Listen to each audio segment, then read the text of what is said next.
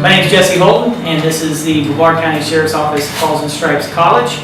It's a unique program that mixes shelter dogs obtained from our Animal Services Unit that incorporates inmates from our county jail that are sentenced to less than a year, not going up the road, that get the ability to learn about training and grooming and taking care of dogs in a kennel environment, which are then transformed into therapy animals that can be used in either law enforcement, with veterans, first responders with PTSD, or any other persons in need. So the Paws and Stripes College was conceived from several different parts of our organization. We used to have a program called Paws and Stripes, which was a few inmates at our female facility that would train some of the shelter dogs in order to make them more viable for adoption because they've been behavioral trained.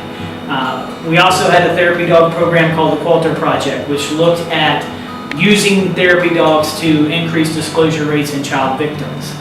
That program became a high commodity as other agencies across the country started asking us how to start the program, how they could start their own program, and if there was any training involved.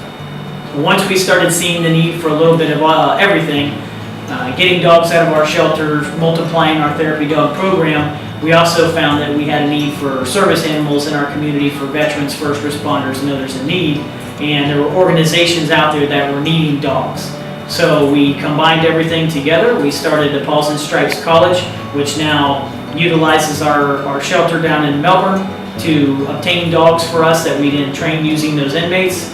We have a canine specialist, Clara Mutter, who comes in and refines those dogs and gets them set up to whichever avenue they're going to go down when it comes to being distributed either to a veteran or first responder with PTSD, children with autism, anybody else that has a physical disability, or becoming one of our law enforcement canine therapy dog teams that are now being replicated across the country. Corporal Ken Lant with the Brevard County Sheriff's Office, assigned here at the Paws and Stripes College. I've been here about last year, got assigned June of last year of 2016. I had been working at the jail as a correctional deputy and field training officer as well. Come to the Sheriff's Office about three and a half years ago, actually out of retirement. I'd retired from a long career with the State of Florida Department of Corrections. Started in corrections when I was 19 up in Brevard, Florida, and actually worked for the department 20 some odd years. Had been in retirement from the State of Florida about 10 years. Had done a couple of different things. The kids got grown. Me and my wife wanted to get back close to the beach, so this is how we ended up in Brevard County out of North Florida.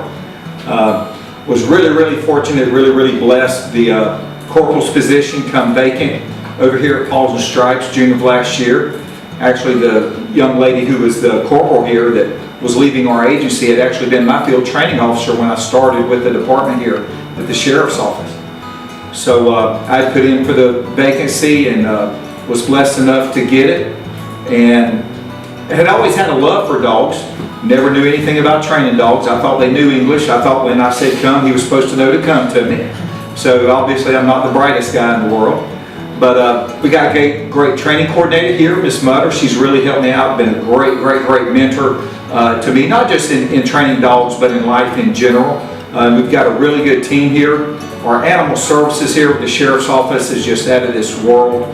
The Sheriff here took over Animal Services about 2.5 years ago, almost 3 years ago now.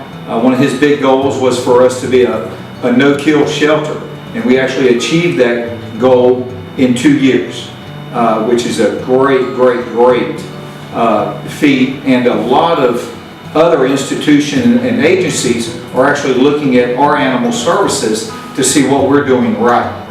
Actually sat in a meeting just the other day with Target Zero, which is a national organization about rescuing dogs. So anyway, what we do here is we usually run between about 12 and 16, 17 dogs at any given time. All the dogs are at different stages of training. Some of them are brand new, some of them have been here 6, 7, 8 weeks and are really getting the hang of the training that we're trying to give them. As a dog moves through and progresses and we get an adopter or potential adopter assigned to them, we even have a training class that the potential adopter goes through with the dog. so they can understand how we train the dog, and we try to make that transition for the dog from our shelter here, or our housing facility here at Paws and Stripes College, to their home as easy as possible, not just on the dog, but as easy as possible on the potential adopter. So we make sure that the adopter is well trained with the dog that they're getting as well. And then what we do is every now and then, once every week, once every couple weeks, we'll go down to the shelter. And Miss Clara goes down, we'll go down, myself, Deputy Mick, Deputy Faye, and we'll temperament test dogs that they have at the shelter. Obviously that changes every day as we get dogs in, dogs leave the shelter. But we'll go down and we'll do temperament tests on the dogs to see if we might believe that they would work out for our program. If we get a dog, and we usually do pretty easily, get one that we think might work for the program, we'll bring him back here. We have about a 2-week evaluation period, let them get used to the facility, let them get used to our routine, so we can try and work out any kinks that they may have and make sure they don't have any aggression issues that we couldn't work out, or any medical issues that we might think would be a problem in their training process. And that's pretty much how we get the dogs from the shelter, and that's just an ongoing process. The shelter manager and our animal control technicians down at the shelter, they'll even give us a call, or they'll shoot us pictures of dogs. Hey, we've got this dog in a few days ago. It's a great dog, really happy, loves everybody, plays with other dogs. Think it might work great for your program. So we work very well in hand as a team with our shelter staff to make sure we get the dogs that we need. For me is when it comes to the good thing for me when I come over here is I was just completely ignorant about training dogs. If Miss Clara would have told me I had to learn Portuguese to be able to train a dog, I would have just said, okay, yes ma'am, and I'd had to learn Portuguese because I didn't have any idea. So the good thing for me, I was basically a blank slate. I didn't have too many bad habits, I don't think, that had to be wiped away. So it's just been a huge help for me knowing that I didn't know what I needed to know about training dogs. And the good, a lot of times people say, well, don't you get attached to them? I get attached to every dog we got. I do. But the good thing that makes us feel good is when we see a dog go to somebody and I see it makes a difference in that dog's life, and I see it make a difference in that person's life. When you see that connection happen, that really impacts us. So not just from this as a job, this is something that I love because I know I'm impacting the community, I'm impacting people's lives, and I'm impacting the dog's life as well. The Shirley Nolan Foundation, it's just a small grant foundation, and we were able to get a grant approved through that organization for some training funds, actually over $12,000. And what those funds have allowed us to do, allowed me to go to the International School for Dog Trainers over in Mount Vernon, Florida. It's run by a gentleman by the name of Martin Dealey. He's the founder of the International Association of Canine Professionals. I attended that training back in May. It was taught by him and another gentleman by the name of James Ham, another top 10 dog trainer in the United States. He's a past president, actually, of the International Association for Canine Professionals. So I was fortunate enough to be able to go to that training because of our grant. And something else that all of us have been able to do, and we're going through this process now, with the Animal Behavior College. Myself, Deputy Mick, and Deputy Faye are all right now currently going through the Certified Dog Trainer program with the Animal Behavior College. We'll probably be finishing that up in the next 4 or 5 months.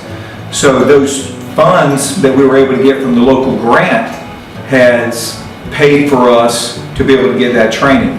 Now the reason that training is so crucial, while we have a great trainer here at our program, what's important about our program is we want to be able to replicate it. We just don't want it to be great here. We want it to be great everywhere. So why would we want another organization to have to rebuild the wheel? If we got the wheel, we want to be able to replicate the wheel for them. And one of the things that was a stumbling block previously here that we've managed to work out is to be able to take that correctional deputy or that road deputy, however the agency has it set up, We've got the training lined up for them and the agencies that they would need to go to receive the training that they would want to be able to replicate the program that we have here, to where you get that obedience training, to where we get the law enforcement therapy dog training. We've got all that kind of worked out for them, so that way when somebody tries to replicate our program and an administrator looks at it, it's pretty much a turnkey thing. All the hiccups and all the hills, Jesse's went through, I've went through, Miss Clara's went through, we've kind of smoothed the road out for them some. And we can make this process of replicating this program at other agencies much smoother. The good thing about that is it's going to help their citizens of their community and the dog community in their local community as well. Hi, I'm Clara Mutter. I guess I'm the trainer here at Paws and Stripes. Let me tell you a little bit about how I got here, since we went into that. It won't take but a minute. The sheriff called and asked if I would like to do this program, and it sounded exciting, so I got up off the couch and I met him down here. And we did a tour of this facility, and he showed me what his dream was, what his whole scale for the whole thing was, and it sounded so utterly fantastic that I couldn't say no. It was very exciting and sounded like a heck of a lot of fun. And since I've been here, I've met some terrific people, and I think that we've done a great job and we've put together a great team. Now, a little bit more about us. We, as Ken has said before, we go down to the shelter and we temperament test and we look for dogs. I don't care what breed they are. I care more about what size. I try to find, if we have applicants already waiting for dogs, we try to find dogs. We ask them if there's a size that they would prefer, so we can try to fill that area. But we also try to get different things. We don't want to be all pit bulls. We don't want to be all German shepherds. We don't want to be all poodles. We want a good variety of animals, because it takes a good variety of animals to fill the jobs that are out there. Some of our dogs we pick that we think will be law enforcement therapy dogs. We'll get almost to that point of crossing over into that horizon, and something will come up wrong, and then we'll pull that dog from the program and give him to a veteran. So we try to be very selective. We go down, we walk through the shelter, we see how the dogs greet us. The most important thing is how they greet us. We take them outside, we play with them, we get to know them a little bit, we load them up, and we bring them back. As a person who's been involved in dogs for over 40 years, I've learned that breed doesn't matter, it's all what's in the head, and that's what we're looking for. Hi, I'm Deputy Lisa Mick. I've been employed with Brevard County Sheriff's Office for almost 5 years now. I never expected to end up in law enforcement. I am technically second generation, but I was a college graduate looking for a job and ended up working at the jail about 5 years ago. So about 6 months after that, I was sitting in the mailroom one day joking around with some coworkers, and 2 weeks later I ended up in the academy. Like, what the heck am I doing here? I'm the newest team member of this program. I've been learning a ton. I always had a love for dogs, but never knew anything about dog training, so I'm definitely learning a ton, and this program's awesome. The dog I was training, Rain, she is about a little over a year old. She's a shepherd mix, and she will be going to a woman to be used as a therapy dog. The process for that is we put her through her obedience courses. We teach her how to sit, walk on a leash, stay, heel, come, and just overall knowing how to behave in public. And she will then take her on for additional training to become a registered therapy dog. It's an amazing feeling knowing that she's going to go help somebody who really, really needs that. And she's going to be so great at it. She's so friendly, and she knows how to put a smile on your face. Dogs from who knows what fate is one of the best feelings in the world. We don't know where these dogs came from, what they've been through, who they've met in their life, and knowing that they could have very well had a horrible past, but we're going to make it better. We're taking them from a situation where the world could have gone to crap, and we're gonna give them, you know, something worth living for. Sheriff Ivy has, you know, given us this chance to give these dogs this new fate, and you know, it's just amazing that he can do this.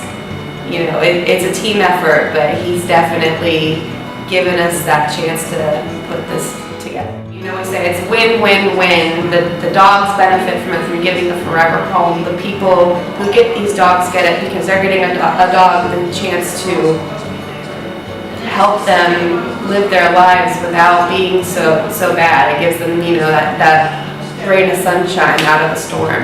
And it benefits the inmates too, because they're getting actual job experience. We actually sign a certificate for them at the end that says how many hours of what, you know, grooming, kennel management, dog obedience, and they can take that and use us as a reference for applying for a job. Our turnaround rate for inmates returning back to jail from this program has gone down significantly since starting it.